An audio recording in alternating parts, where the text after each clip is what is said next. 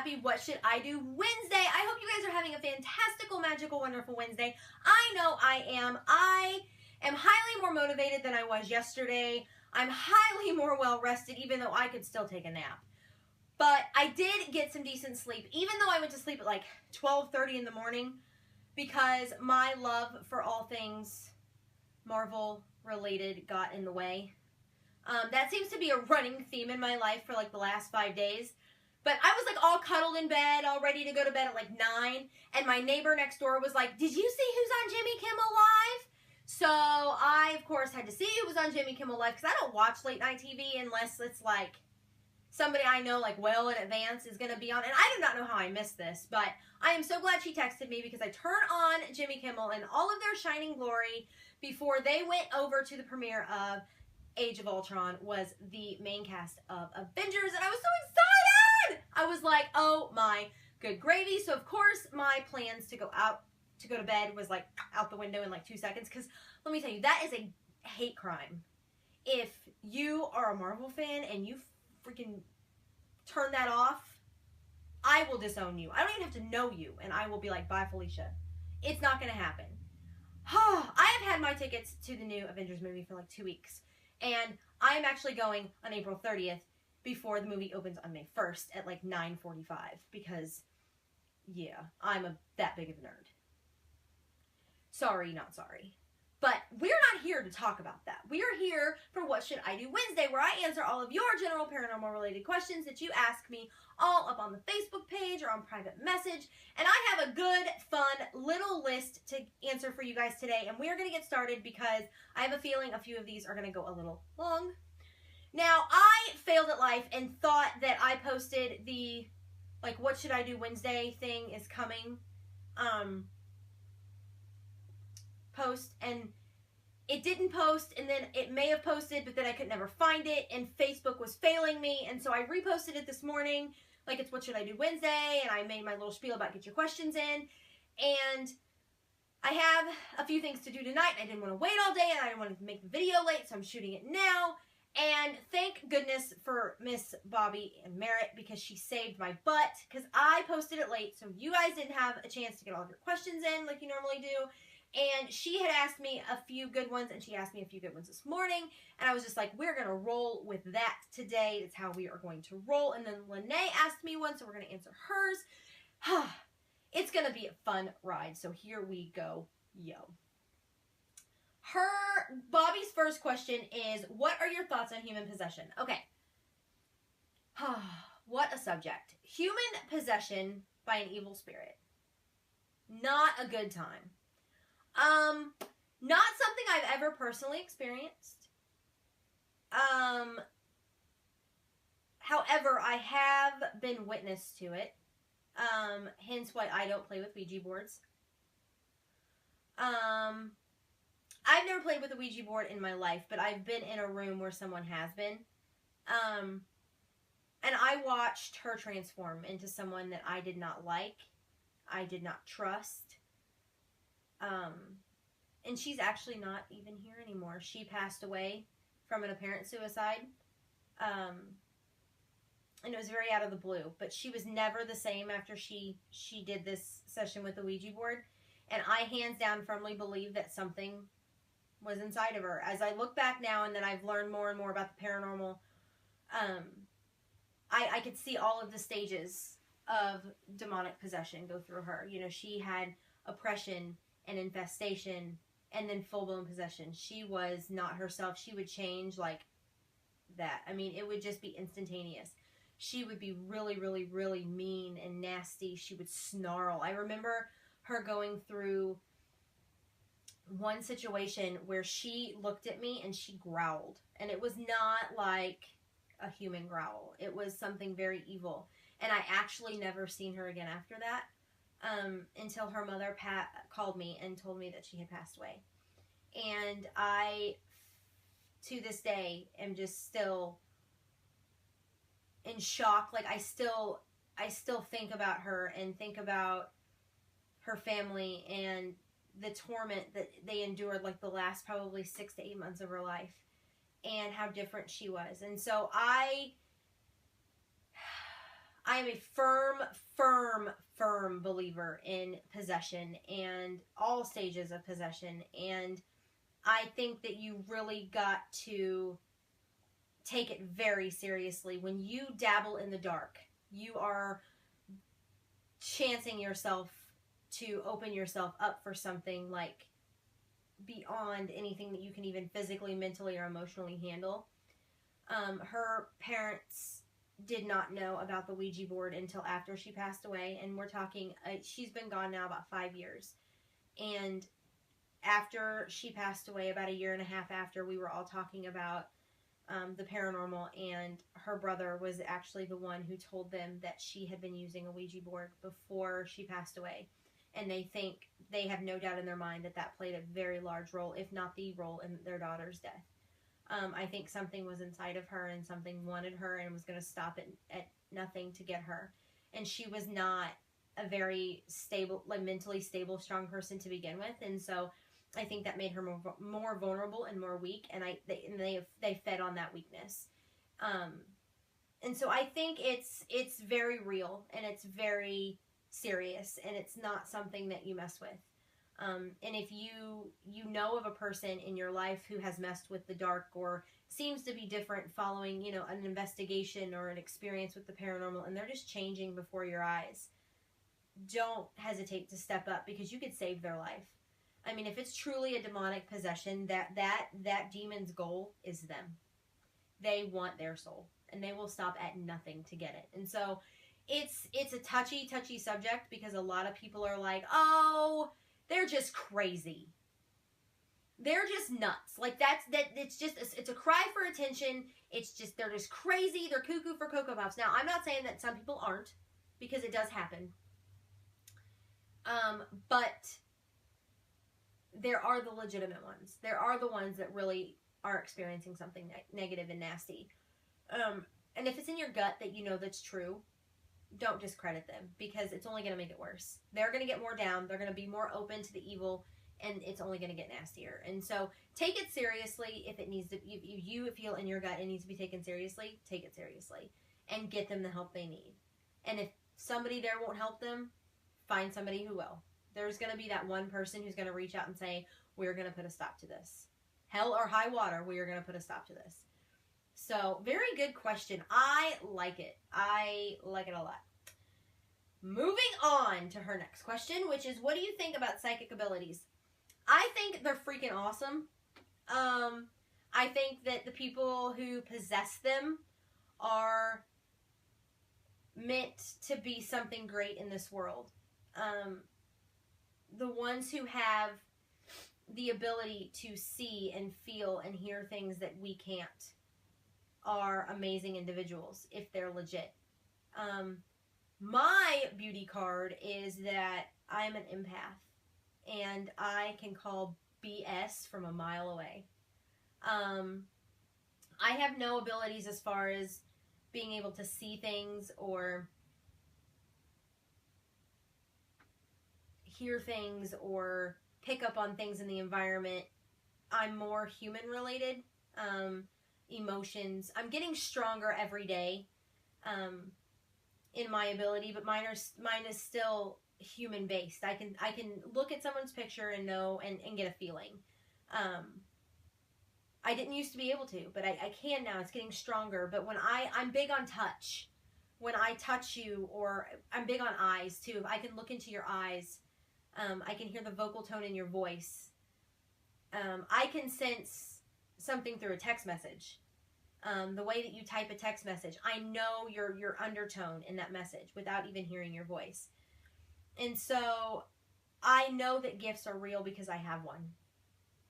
I didn't know I had one for a long time. I always thought I was just kind of weird, which I am kind of weird, but I always thought that I was just different. I thought that it was just random, and I just thought that I was just in tune with people's emotions. People always say, well, you can judge people so well. You're so good at judging people, engaging people's emotions, engaging people's feelings. And you can call BS a mile away. And I didn't know what that was until very recently. And now that I do know what it is, I'm open to it and happy and proud of it. It's a blessing and a curse.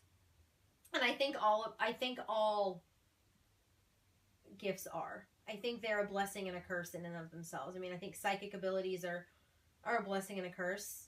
Empath abilities are a blessing and a curse. I mean, there are days where I could wish I could turn my emotions off because they can get really out of control really fast, and make kind of chaos in my life and make chaos for the people that I love and care about the most.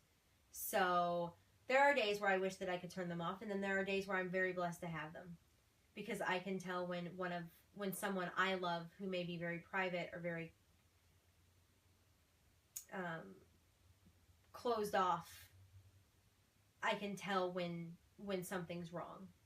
And even if they don't tell me what's bothering them, I always know. That doesn't mean I push it, but I always know. And I know I'm given the ability and the gift to comfort them in the way that they need to be comforted without overstepping, or at least attempting to overstep the lines. So I think they're blessings and curses, and I believe in them wholeheartedly. And I am grateful to know people in my life who share my abilities, who have abilities greater than mine, and they are some of the greatest people I know. And I'm so blessed and so honored to have them in my life. And I can't wait to see where my gifts go and how they grow over time and how they change and evolve. And so I'm really excited. I'm really excited. And just being able to meet people who have, a psychic ability or even an empath ability stronger than mine is really, really awesome. So thanks, girl. Her third question is, how do you feel about children seeing spirits? And how can you tell if they are seeing them or if it's just their imagination? This is a really awesome question. My 5-year-old has had someone in her life for a while that she affectionately calls Gaggy. For a long time, I thought she was a imaginary friend, but Gaggy doesn't change. She has other imaginary friends who are different ages every day, who are different colors every day, who are different animals every day. They have the same name, but they're just different every day. They evolve, they change. You know that they're not real. Gaggy doesn't change. She is someone who watches over Reagan and who protects her and who talks to her and who entertains her. And Gaggy does not scare Reagan. Reagan, you worry when you hear the stories of young children or younger spirits. Gaggy is 10 years old, according to Reagan. She has long brown hair. She's in a white dress. She's got blue eyes. She is very sweet-natured and very kind and tells Reagan to do nice things. And this is the novel according to Reagan. The story has not changed in a very long time. My neighbor is also an empath, and she senses a spirit here. She can sense spirits a lot stronger than I can. I can't sense spirits at all. I can sense them once they're in a room, like their emotion, but I cannot sense them, like look in the corner and go, oh, there's a spirit there. But she can, and she has picked up several times on a little girl, or a younger girl, and she's not scared by her. Reagan is not changing. I don't really feel it's anything posing as something else. There's very minimal activity in my house, and when there is activity in my house, it's, patter patters of feet or a giggle here and there, but it's nothing evil. I don't feel uncomfortable with it, and as long as it does not hurt my little girl, I don't give a damn. It is more than welcome. Whatever she is, whoever she is more than welcome to be here as long as she wants to be here. And Reagan seems completely fine with her. Gaggy has popped up, she comes out a lot when Reagan's sick or not feeling well. I wonder sometimes if she's simply just a guardian angel, someone watching over Reagan. And so I think that's the main thing, is you have to, when you're talking to your children about maybe something they're seeing or expressing, Does it change? Does what they're talking about change or evolve or become something different? Or are they very adamant about, this is who this is? This is who I'm seeing, Mom. This is who I'm talking to. You have to ask those questions. And if the answers are, you know, she's this girl, she looks like this, and it's that way every single day, then chances are they might be seeing a spirit. They might be seeing something that we can't see. But if they go, oh, well, he's a purple cow named Fred. And then tomorrow he's a purple dolphin named Fred. That's their imagination. But when they are adamant, you know, I said, are you sure she's real?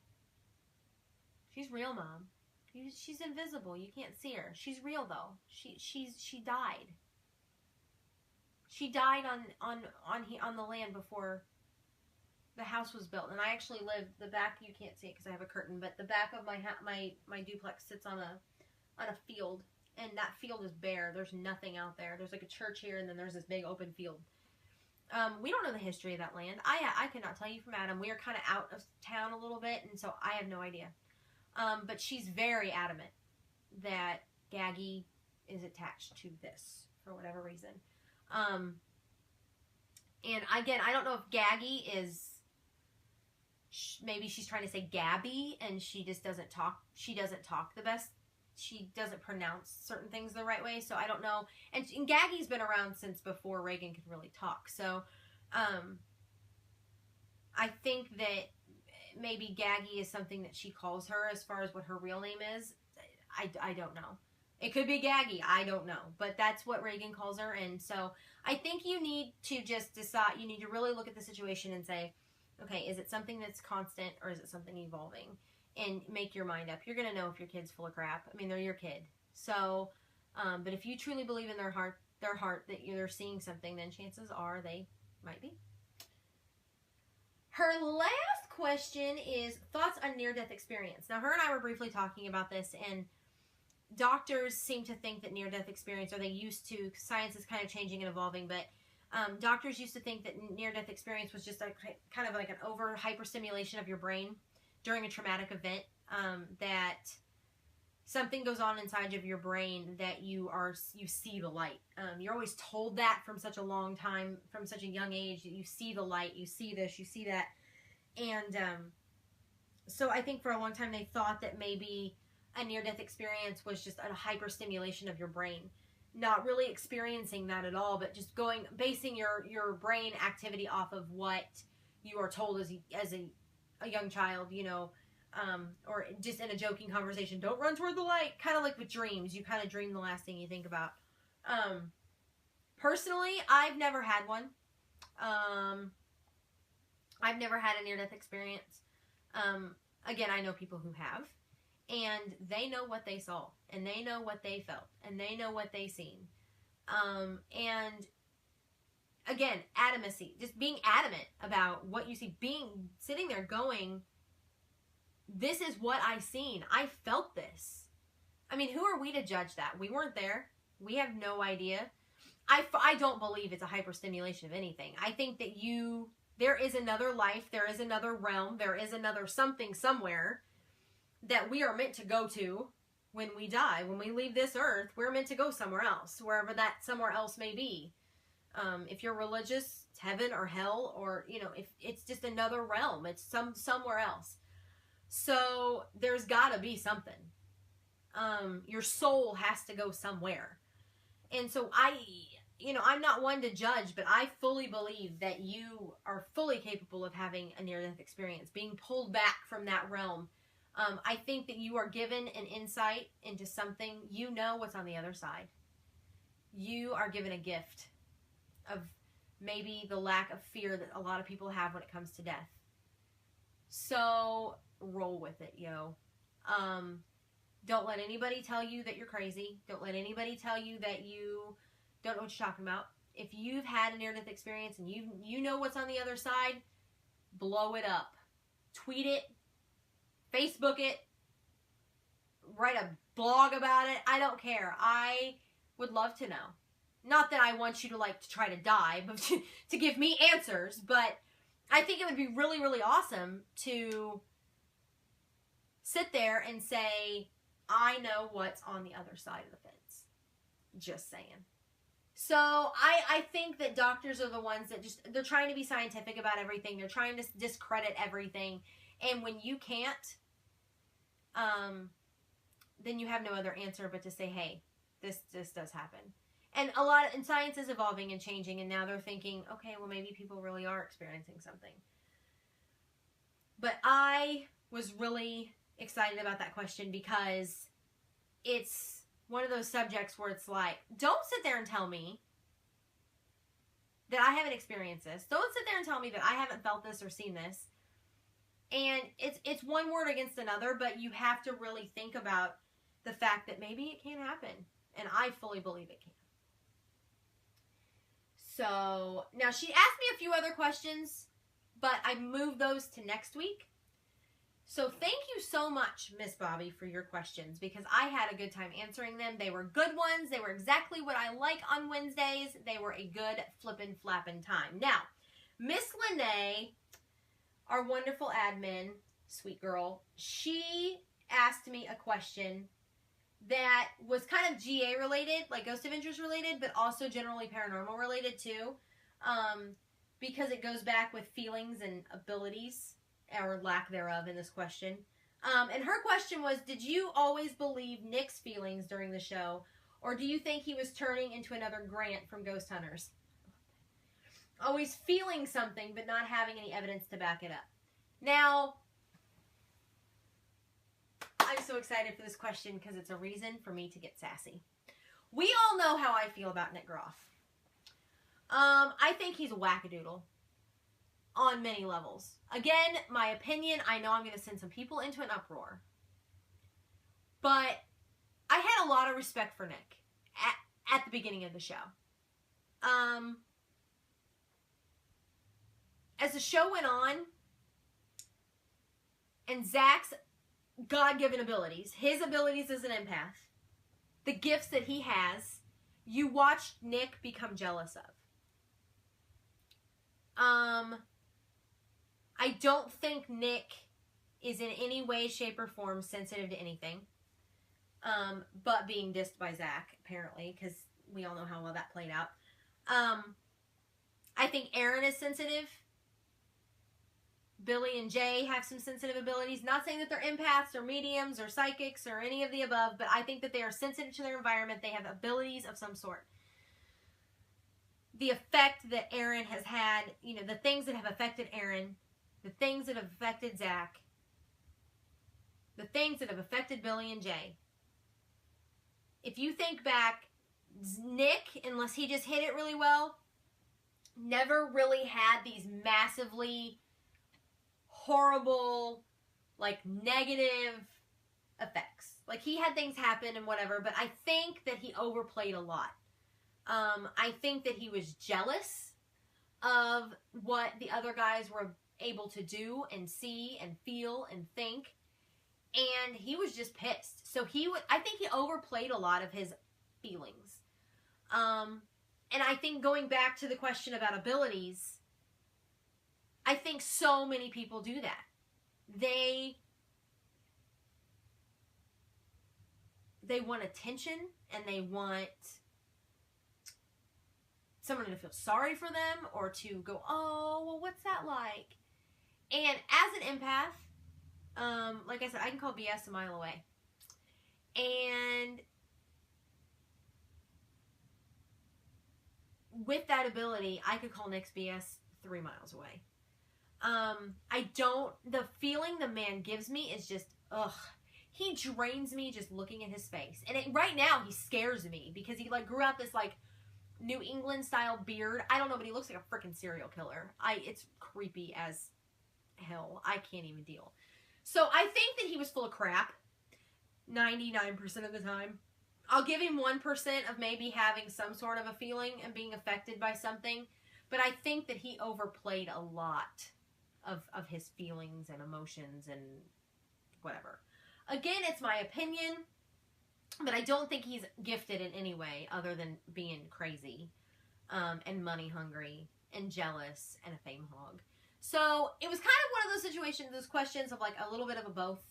It was a Ghost Adventures related question, but I wanted to answer it because he's just